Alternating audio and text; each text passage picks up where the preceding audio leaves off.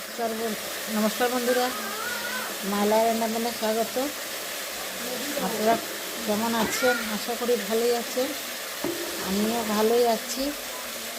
অনেক দিন যাবৎ আমি রান্নার ভিডিও দিতে পারছি না, কারণ আমি রান্না করি না।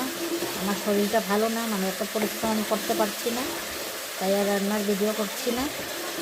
আজকে আমার একাদশী, আর একাদশীর জন্য এই যে প্রতিদিনের মতো রান্না করেছি। এই যে আলু কাঁচকলা পেঁপে দিয়ে সিদ্ধ করে সম্বার দিয়েছি, জিরা ফোড়ন শুকনো লঙ্কা তেজপাতা দিয়ে, আর দিয়েছি ঘি আর বাদাম ভেজে গুঁড়ো করে দিয়েছি।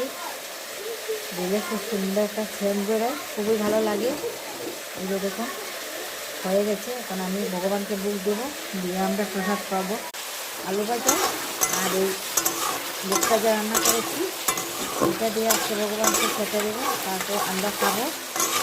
সকালবেলা একবার দেওয়া হয়েছে, কাজু কলা দুধ এগুলো সকালবেলা দেওয়া হয়েছে। এখন এগুলো রান্না হচ্ছে, এখন এগুলো দেওয়া হবে।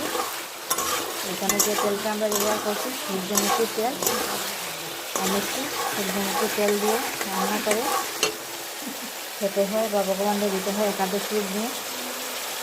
আর এই যে আলু ভাজা হচ্ছে, আর এটা অলরেডি হয়ে গেছে। এখন বন্ধ করে দিয়েছি আগুনটা। এই যে দেখুন খুব সুন্দর হয়েছে, অনেক ভালো হয় এরকম। এই যে দেখুন খুব সুন্দর সিদ্ধ হয়েছে। শুকনো লঙ্কা দিয়েছি ফোড়নে, এই যে শুকনো লঙ্কা দিয়ে রান্না হচ্ছে। আর আমি নতুন চুলা কিনেছি,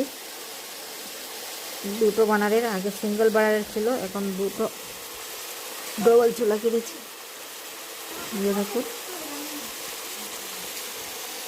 খুব সুন্দর লাগছে। এখন আমি ভগবানকে ভোগ দেবো।